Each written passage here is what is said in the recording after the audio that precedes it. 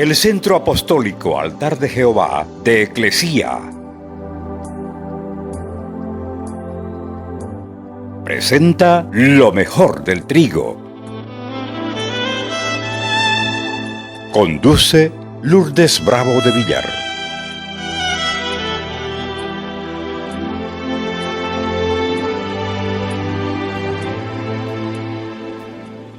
Del mismo modo que Dios envió a Pablo al mundo, nos envía a nosotros para que abramos los ojos de la gente. No hay otra forma de que la gente abra los ojos si no escucha el Evangelio.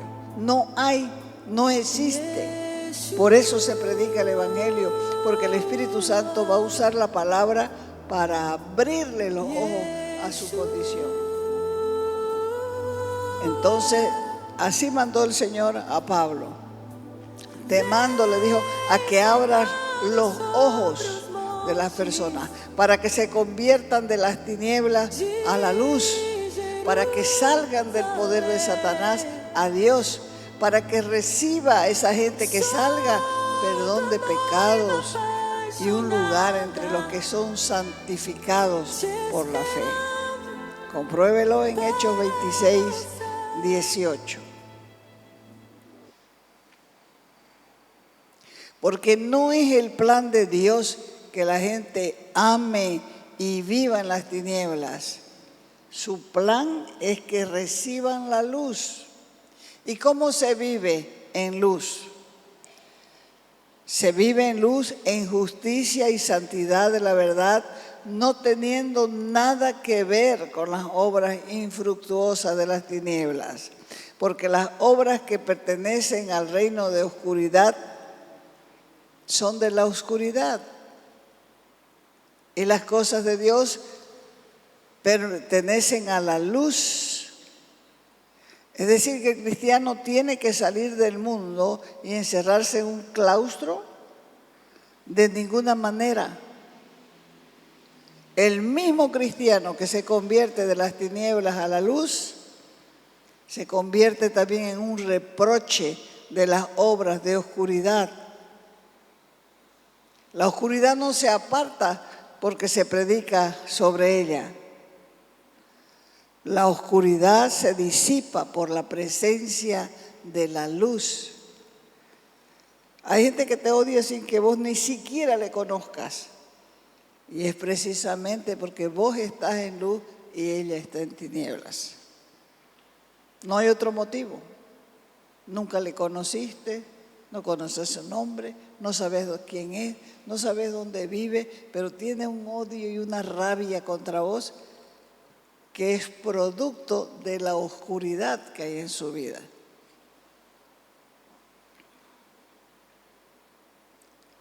El engaño directo no corrige a nadie que vive en oscuridad. Nuestra tarea, Dios nos ha mandado a resplandecer para que la luz de Cristo ilumine nuestros corazones. Porque sermoneando o criticando nadie cambia. Ya lo probaron. Lo probaron con nosotros y lo probaron y no hemos probado nosotros. Sermoneando, criticando a los hijos, no cambia. No cambia. Porque para que esa persona cambie, ¿qué es lo que necesita? Juan 3, nacer de nuevo. Necesita nacer de nuevo, y la luz de Jesús en su corazón afecta su oscuridad, porque la oscuridad se desvanece con la presencia de la luz. Dentro del creyente hay luz, la Escritura lo afirma en Proverbios 20, 27. Lámpara de Jehová es el espíritu del hombre, la cual escudriña lo más profundo del corazón. O sea que el Espíritu Santo nos guía a través de nuestro espíritu día tras día. Y la palabra va alumbrando nuestro interior porque nos hemos conectado con el Espíritu de Dios. El problema mayor es que no estamos conscientes, es que nuestro cuerpo de carne, nuestras emociones, son alma y poco del Espíritu Santo. Pero el Espíritu Santo, que al que nace de nuevo le va poniendo sus pensamientos. Y al ponerle sus pensamientos, el Espíritu se convierte en lámpara de Jehová. Y por eso es que Él escudriña nuestro corazón. Pero cuando el creyente alberga pecado, la luz que tiene se vuelve tinieblas. Y entonces Satanás tiene acceso legal dado por Dios para morar, para vivir en el dominio de la oscuridad. Debemos tomar muy en cuenta que Satanás tiene permiso para moverse en cualquier área de oscuridad, inclusive en las tinieblas que hay en el corazón de un creyente. Por eso los que son sinceros en la administración para una liberación son los que de verdad son liberados, porque la liberación es el pan de los hijos. Veamos un ejemplo en la Escritura. Lucas capítulo 22, versos 31 y 32.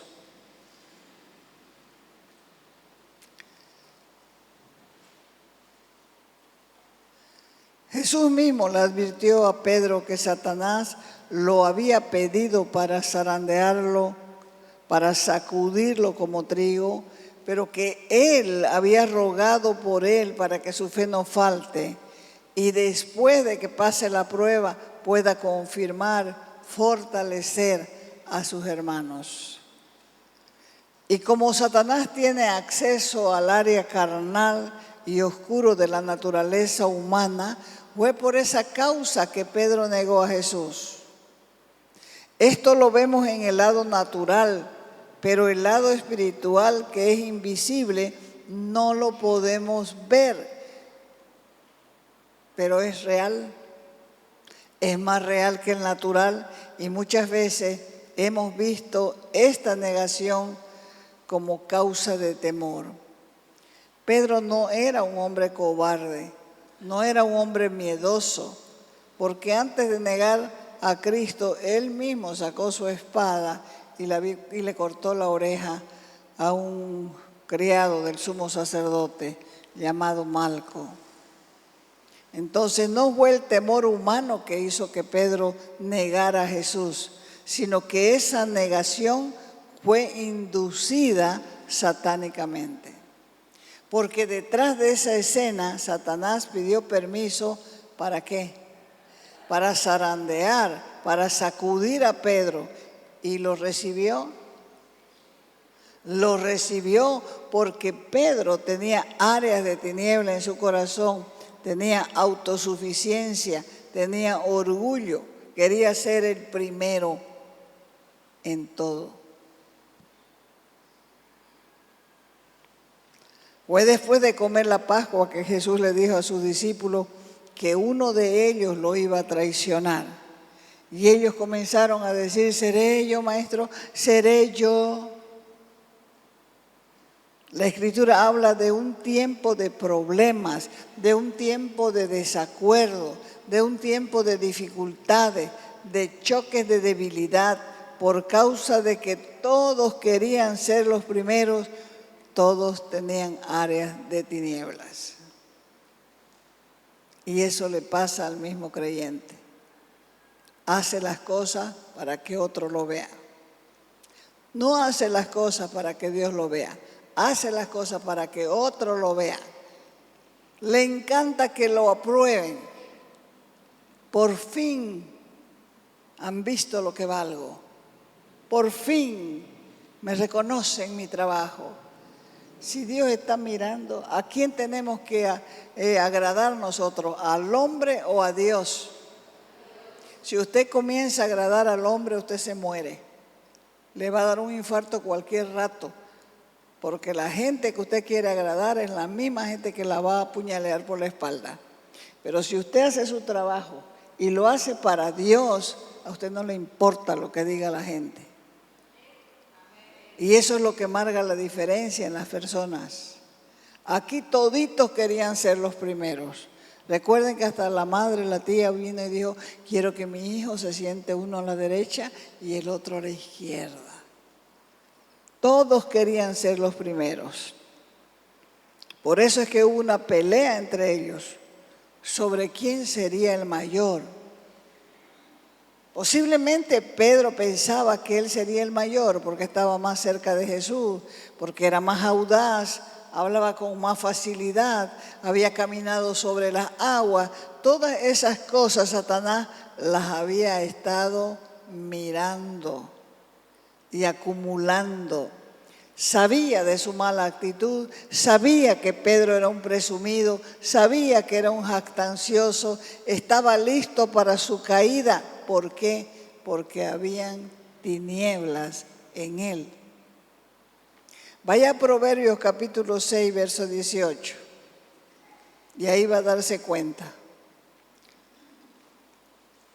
Dice, antes del quebrantamiento, antes de la transgresión, es la soberbia, y antes de la caída, la altivez de espíritu. La palabra de Dios sigue siendo actual desde el día que se inspiró. Quebrantamiento viene de la palabra sever, que significa fractura, ruina, cautiverio, herida. Y soberbia viene de la palabra gaón, que significa altivez, arrogancia, orgullo. O sea que la matemática es sencilla. Yo más la soberbia igual caída o ruina. Repítalo. Yo más la soberbia igual a caída. Fue la soberbia que causó la caída de Satanás. Así que él la reconoce en cualquier persona, porque él usó la misma soberbia propia de la oscuridad para provocar la caída de Pedro. En otras palabras, lo que estaba diciendo, quiero que vos veas cómo es Pedro. ¿Sabía Jesús cómo era Pedro? Por supuesto que lo sabía. Pero él había dicho que el enemigo podía tocar ¿qué? Las áreas de tinieblas. Y esa era una área de tinieblas en Pedro.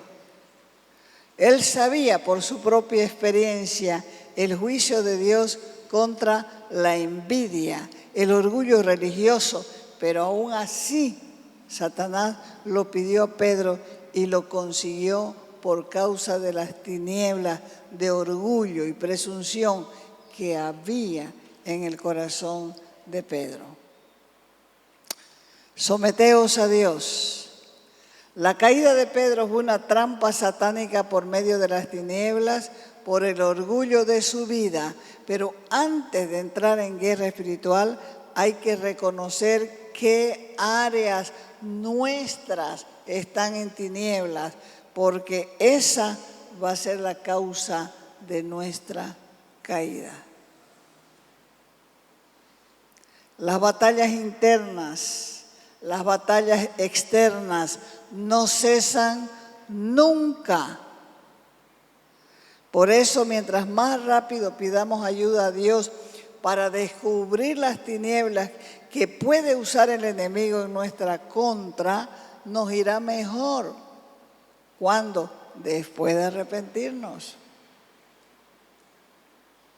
Después de arrepentirnos. Porque si queremos ser efectivos en la batalla espiritual, debemos discernir nuestro propio corazón y caminar en humildad delante de Dios. Porque el corazón es engañoso y perverso.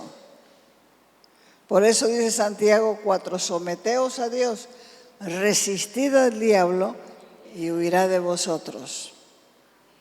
Someterse a Dios nos habla de obediencia.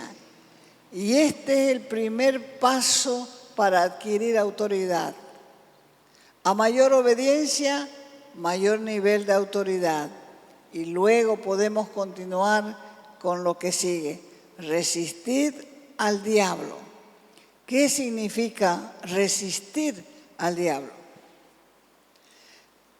Resistir es oponerse con fuerza a algo, o sea, combatir, resistir, oponerse a las pasiones, a los deseos de la carne.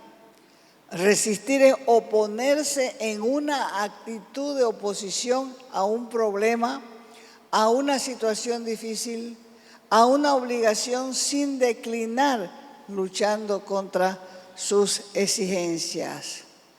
Las buenas nuevas para Pedro y para nosotros es que Satanás nunca logrará permiso para destruirnos, solo para zarandearnos, solo para sacudirnos, solo para ajetrearnos como a trigo.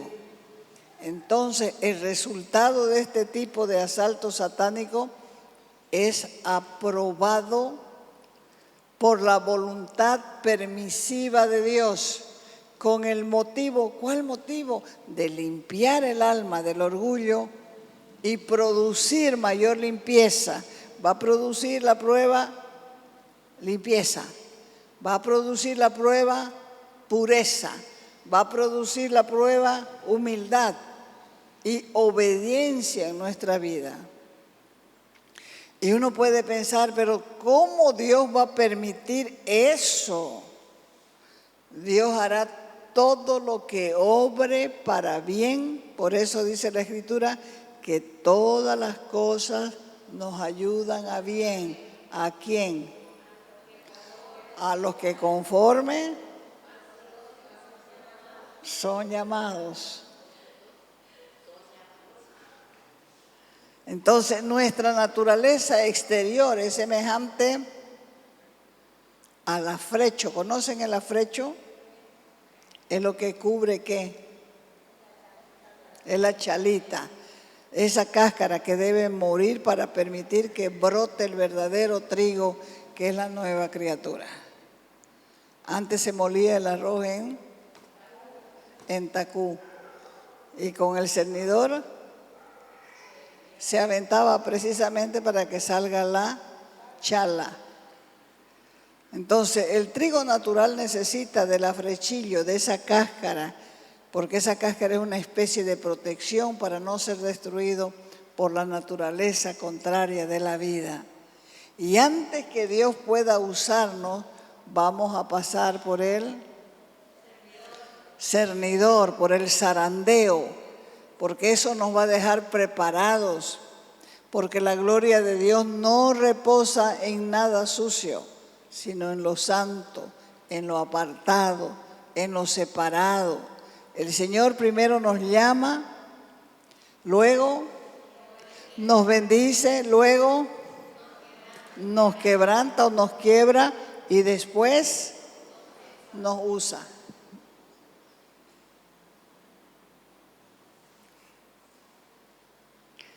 En el caso de Pedro, su naturaleza vieja era un hombre creído, un figuretti, farolero, bravucón, impulsivo, ambicioso, autosuficiente.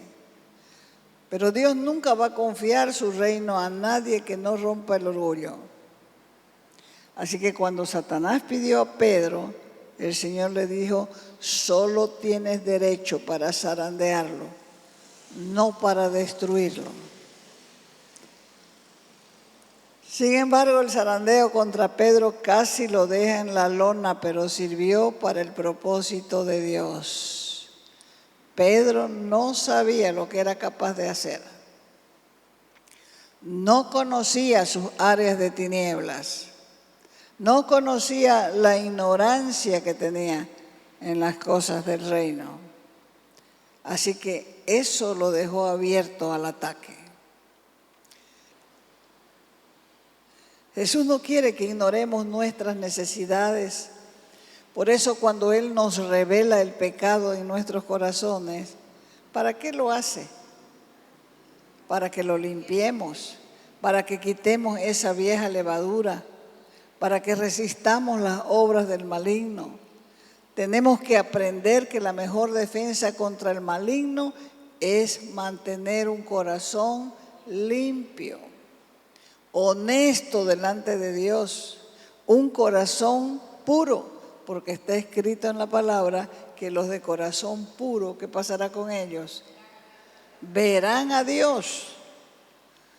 Y eso es lo que anda buscando Dios, gente de corazón puro, que esté dispuesta a servir a Dios sin reservas, porque el corazón puro presta atención a sus pensamientos, presta atención a sus palabras, controla o presta atención a sus emociones, presta atención a sus actitudes, a sus motivos, porque no se puede servir a Dios por motivos impuros.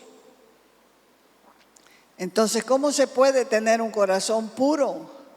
Se comienza prestando atención a nuestros pensamientos. El ser humano, piensa él, Dios le pone pensamiento y el diablo también. Entonces, tras que venga el pensamiento a la mente, nosotros tenemos que saber de dónde viene el pensamiento. Si es nuestro, si es de Dios o si es del enemigo. Porque en nuestros pensamientos entran nuestras palabras, nuestras emociones, nuestras actitudes y nuestros motivos. Por lo tanto, tenemos que entender que Dios no bendice las acciones que se hacen por motivos erróneos o se hacen con un corazón impuro, porque tener un corazón puro es un desafío para cada creyente. Cuando el Espíritu Santo te muestre áreas que necesitan arrepentimiento, ni se te ocurra justificarte. Porque dentro de nosotros hay un abogadillo oscuro que se levanta en las áreas de tiniebla del cuarto oscuro de tu mente. Ese abogadillo se defiende, ese abogadillo se mezquina y dice, pero si yo no soy tan malo, fulano tiene la culpa. Nunca nos justifiquemos en una trampa del engañador. Hagamos caso a lo que el Espíritu nos muestra, porque el verdadero abogado tiene un nombre, se llama Jesucristo. Y Él actúa a favor de nosotros. Santiago 4:6 dice, Dios resiste a los soberbios y da gracia a los humildes. Dios resiste a los soberbios y da gracia a los humildes. Esto quiere decir que Dios se opone al orgulloso y si no queremos reconocer nuestros errores y arrepentirnos, Dios tiene que oponerse a nosotros y estar en contra de nosotros. ¿Cómo mira Dios al orgulloso? De lejos. De lejos lo mira. Santiago 4, versos 6 al 7 dice, Dios resiste a los soberbios y da gracia a los humildes. Someteos a Dios y resistid al diablo. Estos versículos no se pueden separar. El humilde se arrepiente. El humilde reconoce su falta. El humilde sabe que necesita tener un corazón limpio. Sabe que su corazón debe ser transparente. Y al humilde el diablo no lo puede soportar. Por eso es que huye. Como dice Santiago 4, 6, 7. Dios resiste ¿a quién? A los soberbios. ¿Y da gracia a quién? A los humildes. Someteos a Dios y resistid al diablo. Entonces va a huir.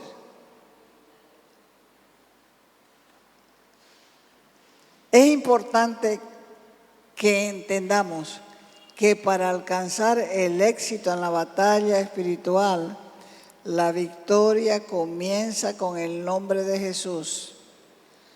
¿Y cuándo va a acabar? ¿Cuándo se va a consumar? Cuando la naturaleza de Jesús está en nuestro corazón. Recuerden que el Señor Jesús dijo, aprendan de mí, que soy manso y humilde de corazón, y hallarán descanso para sus almas. A Satanás se le permitirá ir contra el área de tu debilidad, porque esa área de tu debilidad es la que te pone en tinieblas. ¿Hasta cuándo? Hasta que te des cuenta que la única respuesta de Dios es ser como ¿quién? Como Cristo. Nunca nos comparemos con las personas. Comparémonos porque siempre vamos a estar faltos, siempre vamos a estar lejos. Pero si nos comparamos con las personas, nuestro mismo corazón suele decir, yo no soy tan mala como fulana, ¿ya? O yo no soy tan como perengano. Eso es lo que dice nuestra mente, nuestros pensamientos. Pero si nos comparamos a Jesús, siempre vamos a estar faltos. Y vamos a poder humillarnos y recibir ayuda de Él. Y a medida que comenzamos a apropiarnos no solamente del nombre de Jesús, sino también de su naturaleza, ¿qué va a pasar con el enemigo? Va a huir. Él ya no va a continuar trabajando en contra tuya en las circunstancias, porque Él también diseña planes para destruirte. Trabaja arduamente para ponerte una zancadilla, pero Dios también trabaja para perfeccionarte. O sea, como resultado de la experiencia de Pedro después de Pentecostés, cuando ya Dios lo usó a Pedro para sanar a un cojo que estaba en la puerta hermosa, ya había un Pedro diferente. Ya no le importaba ser el primero. Ya sabía quién era el primero. ¿Quién es el primero? Jesucristo. En Hechos 3:13 dice a la gente que le estaba diciendo, ¡ay, Pedro hizo un milagro! Él dijo, ¿por qué ponen los ojos en nosotros? Como si nosotros tuviéramos poder y piedad para hacer andar al cojo. Ya era otro Pedro, totalmente transformado. Ya Pedro sabía que el poder era ¿de quién? Del Señor Jesús. Entonces la victoria de Pedro sobre el orgullo y sobre el diablo se inició con el nombre de Jesús en sus labios y se consumó con la naturaleza de Cristo, porque la luz desplazó las tinieblas de su corazón. El orgullo en Pedro fue reemplazado por el carácter de Cristo. Y como dice el libro de Oseas, mi pueblo perece por falta de conocimiento. Muchos creyentes no disciernen los ataques del maligno. Están desprotegidos, están indefensos contra el enemigo, que es viejo y mañoso. El enemigo es viejo y mañoso, hábil para lo malo, lleno de disimulo, lleno de fingimiento, lleno de malicia. Seguramente te estás preguntando, ¿y entonces qué puedo hacer? Recordar que Jesús enseñó a sus discípulos de todo, incluso para la guerra, pero antes de enviarlos a la guerra, les ordenó ser sabios y prudentes como serpientes, pero llenos de inocencia y sencillez como la paloma. Mateo 10:16. De esta forma fue que el Señor Jesús los envió. He aquí les dijo, yo los envío como ovejas en medio de ¿qué? De lobos. ¿Qué hace el lobo? Matar la oveja. Sed pues prudentes como serpientes y sencillos como palomas. Cuando las serpientes entran a un territorio nuevo, usan la mejor forma de pasar desapercibidas. Y eso el Señor en la Escritura, en esta porción, lo llama prudencia. El Señor nos pide que además de la prudencia seamos sencillos, porque el mejor remedio para el orgullo es la sencillez. Así que cuando uno se encuentra rodeado de lobos, recordemos ser sabios y astutos como la serpiente, sencillos e inocentes como la paloma. Y esta fusión de la sabiduría de Dios y la sencillez de Cristo es la raíz de toda victoria espiritual. Todo se trata de adoptar un nuevo estilo de vida. Y si adoptamos ese nuevo de vida como ejemplo Jesucristo, eso nos va a hacer más que vencedores. Y esa es la mejor enseñanza de guerra espiritual. Te invitamos a nuestras reuniones los días viernes y sábado a las 6 de la tarde. Los domingos a las 10 de la mañana y a las 6 de la tarde. Calle Nicolás Suárez, esquina Félix Pinto.